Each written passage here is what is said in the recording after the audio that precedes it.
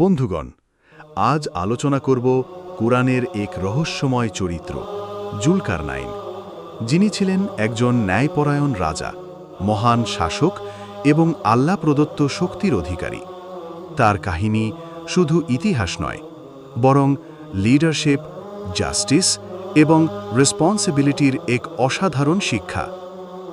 জুলকারনাইনের ঘটনা বর্ণনার কারণ হল মক্কার কুরাইশরা রাসূলুল্লাহ সাল্লাল্লাহু আলাইহি ওয়াসাল্লামকে বিব্রত করার জন্য কিছু প্রশ্ন জানতে চায়।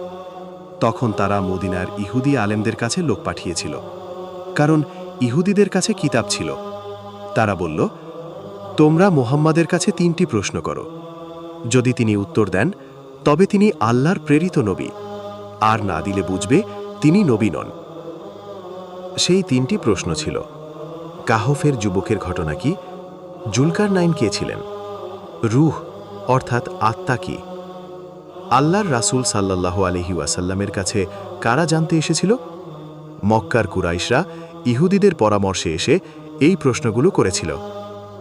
তখন আল্লাহ তাআলা সূরা কাহফ নাজিল করেন।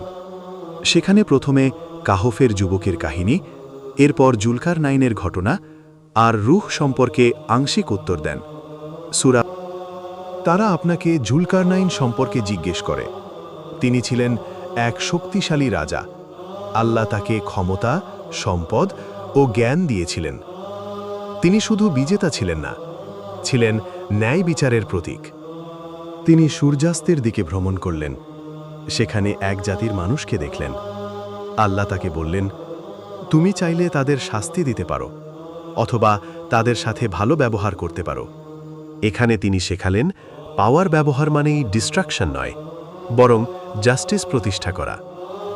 তিনি সূর্যোদয়ের দেশে পৌঁছালেন। সেখানে এমন এক জাতি ছিল যাদের সূর্যের তাপ থেকে বাঁচার কোনো ব্যবস্থা ছিল না। তিনি তাদের জন্য ব্যবস্থা করলেন। এখান থেকে শেখা যায়, একজন লিডার শুধু যুদ্ধ জেতে না, বরং মানুষের লাইফ প্রবলেম সলভ করে। জুলকারনাইন এমন এক জাতির কাছে পৌঁছালেন যারা অত্যাচারিত ছিল। তারা বলল, ইয়াজুজ ও মাজুজ আমাদের দেশে ফিতনা ফাসাদ করে। আপনি কি আমাদের জন্য বাঁধ তৈরি করবেন? তিনি বললেন, আল্লাহ আমাকে শক্তি দিয়েছেন, তোমরাও পরিশ্রম করো। তারপর তিনি লোহা ও তামা গলিয়ে এক বিশাল দেয়াল নির্মাণ করলেন। এই দেয়াল ইয়াজুজ মাজুজকে আটকিয়ে রাখল, যতক্ষণ না আল্লাহর ইচ্ছা হবে। জুলকারনাইন ছিলেন না কোনো অর্ডিনারি রুলার, তিনি ছিলেন একজন ভিশনারি লিডার। তার কাহিনী আমাদের শেখায়, ক্ষমতা মানে সেবা, সম্পদ মানে দায়িত্ব, নেতৃত্ব মানে ন্যায় বিচার। রাসূল সাল্লাল্লাহু আলাইহি ওয়াসাল্লাম বলেছেন, নিশ্চয়ই তোমাদের প্রত্যেকেই একজন রাখাল, আর প্রত্যেকেই দায়িত্বশীল।